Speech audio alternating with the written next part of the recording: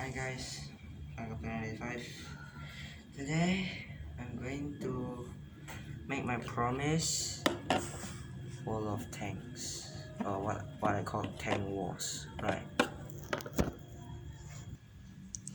So here we have all the tanks. This one is the Panzer, and we've got the attack and defense. This one is the German Nazi flag, and okay, because all of these tanks I picked up from World War II. So yeah, that's why the Panzer flags, German Nazi flags over there.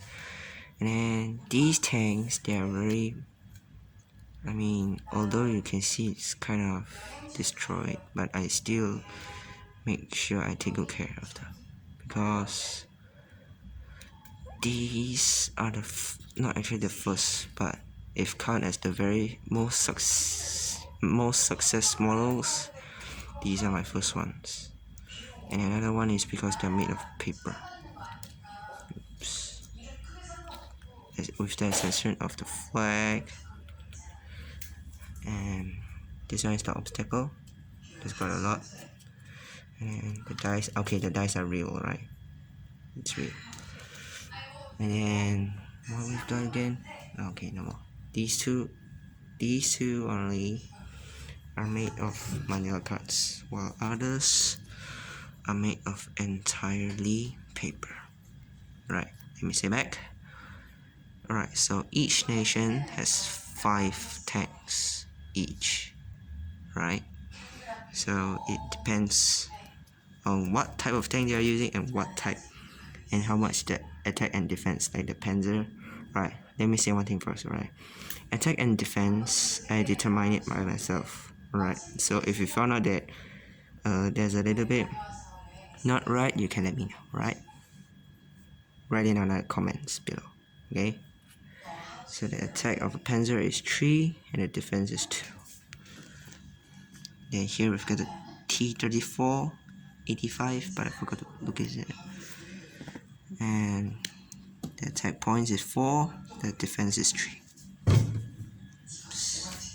Here we've got the France Char B1, attack points 4, defense point 5. And the Shermans, attack and defense are all 5. The British Churchill, attack 5, defense 4. Right, and making my advertisement.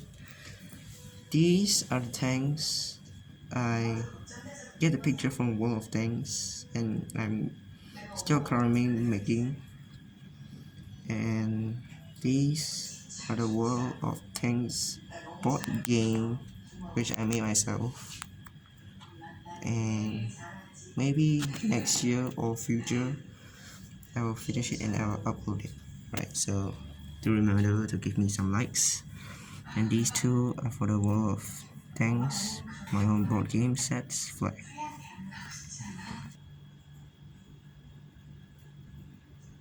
Okay, so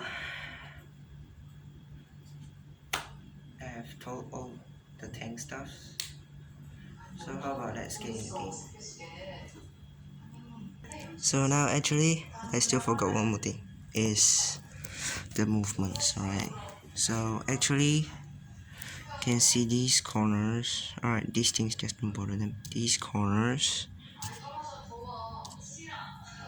here and here are for each nations. Each nations can get one of these corners, and then you'll put their tanks. For my style, I usually put them outside the borders to protect the flag. The main job for them is to protect their own flag without making them being lost. And how much to destroy the flags? 6. The defense point is the highest 6. And then for each tank, maximum 6 moves, right? And then these It just depends on each player's decision about how much they want. But normally I'll divide them equally and they'll just set it any way they want. For this map, which is called the plains, they can move in these boxes, right?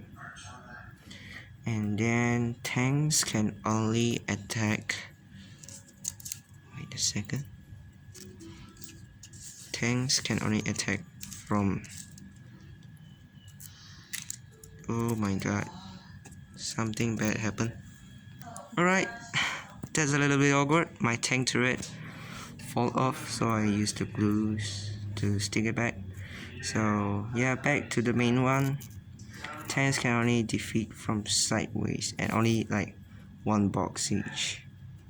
I mean like this. So they can make their maximum. Like let's say if a chubby one has an attack of 4, the defense of a Sherman is 5, so they'll get 2 dice and they'll need to throw one time so they can get a 9. Alright, but here's one more thing. It's a 9, right? But what if my tank is like this? So I need to get a 10, including this box, so that yeah, it will still become stronger and this tank will die. But if I only get a 9, it won't attack this tank. So each team can only have 3 times of throwing, right? And for each team there's only like